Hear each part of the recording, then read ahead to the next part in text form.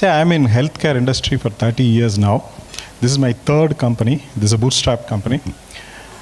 And one thing in my earlier companies, when I used to get email, which I don't hate to get that email, is a leave letter from a key employee. And it goes saying that it's a fever for which he has to apply leave. That's how it starts. And when he goes to a hospital and then after his consultation, what the doctor says is take enough rest. But is the ecosystem allowing the people to take enough rest? And is it happening really? So one scenario. You go to a doctor, as a parent, and go to a doctor and ask something.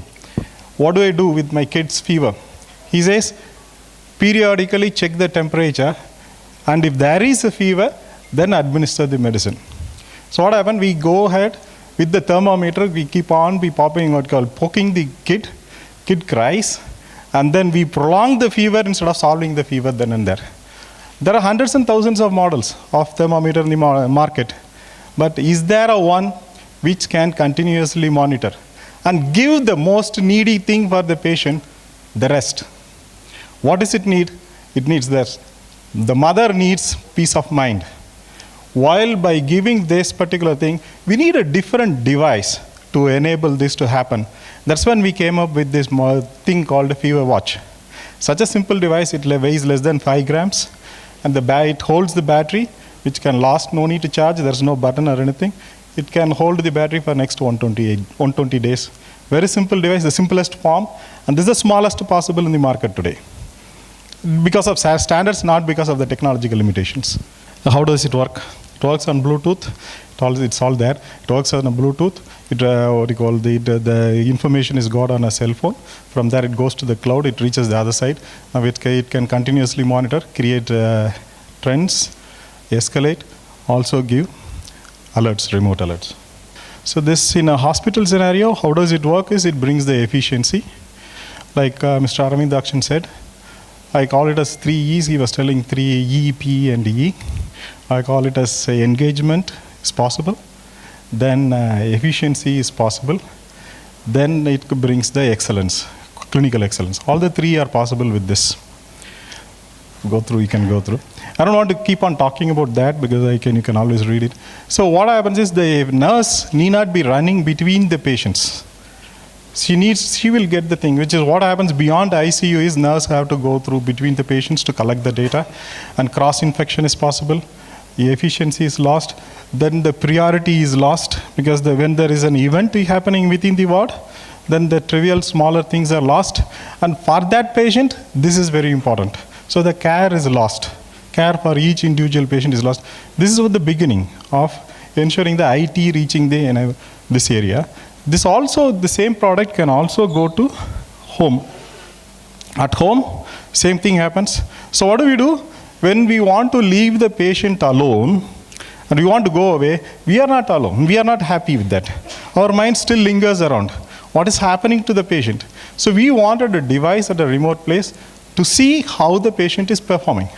And at our cell phone, which we have already, the entire data is available, and if there is something going wrong, it even gives an alert in our cell phone. So that's possible through internet. So these are some of the applications which we have thought about. We have done clinical trials at Ramchandra Medical College, Child Trust Hospital in Chennai, and we have shown enough. A lot other hospitals also in a smaller way, they have done trials. Even in Apollo Hospital, they have done this, and all of them have found it to be really comfortable and effective to use. And we are engaged that as, from Fortis, the CEO told, it has to plug in. We have done it effectively in the places wherever we have gone. It's so easy to do it. It's not that difficult as he was mentioning. If we can rightly adopt the system, it's easy to do it. Until the other person from the other end, he has the open mind to accept what it is. There are enough industry standards.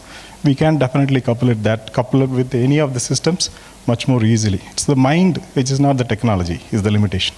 This is what Mr. Vishu was telling. It's an international quality. This is the product. If anyone has any inquiry, we have a stall just behind. Please do visit us. We solicit inquiries. Right now, this one is the MRP we started with 4,999. Today it's available in e-commerce for 3,999. And we have brought 2 batches. We made 2 batches. All the 2 has been sold, 2 batches. We are now coming out with the new batch. We are coming out with the exciting price, and which is going to be really, we wanted to make it. I am expecting this to reach every household and every hospital beds. That means we are talking nearly around 25 crore odd in India alone. Price need to be in 3 digits eventually.